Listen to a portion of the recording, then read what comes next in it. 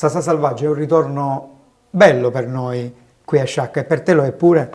Assolutamente sì, ormai diciamo che io sono un saccense adottato, se si può dire, uno per l'amore che io verso sempre Sciacca, il carnevale di Sciacca con cui io mi sono innamorato nel 2002, prima ne parlavamo, quando condussi il carnevale. Io non lo conoscevo benissimo, ma mi sono talmente fatto affascinare da quell'atmosfera, i scheticchi, il modo che io prende finiva il carnevale e poi me ne andavo a mangiare fino alle 4 alle 5 di mattina e tutti erano stupiti perché io mi andavo a ballare e continuavo, facevano tutti gli inni di allora che ancora ogni tanto mi capita di cantare, tra cui ci fu Sa Sì Sì Sì Sì Sa Sa, che è diventato diciamo l'inno del carnevale. Ricordiamo gli autori Maietta, Bruno e Sabella. Che è Sabella. Ecco, Sasà, queste sono 4 serate importanti, quasi inedite. Sciacca per la verità destagionalizzato l'abbiamo fatto pure, però insomma maggio non si è mai fatto.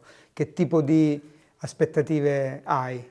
Ma guarda, io mi aspetto tanta gente, c'è tanta voglia di festeggiare a prescindere il Perché carnevale. siamo reduci da un periodo. Perché veniamo da 2 anni di lockdown. Io ti dico, io ho il mio metro di giudizio perché io vedo noi stiamo stralavorando e proprio si vede che c'è una voglia di ripartire, un sacco di comuni che stanno organizzando, organizza chiunque proprio perché c'è questa voglia, proprio la gente ha bisogno di divertirsi, di svagarsi, perciò secondo me capita in un periodo, secondo me, storico importante, che proprio secondo me c'è il desiderio di festeggiare.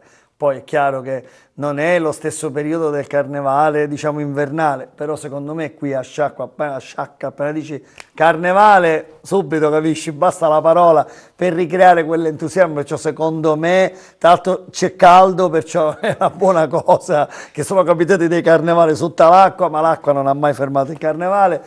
Speriamo che insomma sia veramente una bella edizione. Ci saranno anche delle ospiti importanti che si alterneranno accanto a te. Sì, sì, diciamo ci sono delle bellissime ragazze, c'è Emanuela Arcuri, Stefania Orlando, Matilde Brandi e Francesca Rettondini che si alterneranno ogni sera. Purtroppo a me mi avete a sopportare tutte le sere, ma io ci posso fare. Una volta che mi hanno chiamato non è che ci poteva dire no. Adesso No. che siamo quasi a maggio, l'attenzione cresce. Qual è il tuo appello a chi ci segue da Sciacca, ma noi adesso arriviamo in quasi tutta la Sicilia, quindi abbiamo un pubblico più ampio. Certo, no, di venire assolutamente, venite anche perché ci saranno i carri proprio nello stile tradizionale, poi ormai veramente i maestri cartapestai di Sciacca non hanno nulla da invidiare ai carnevali più importanti non solo siciliani ma d'Italia.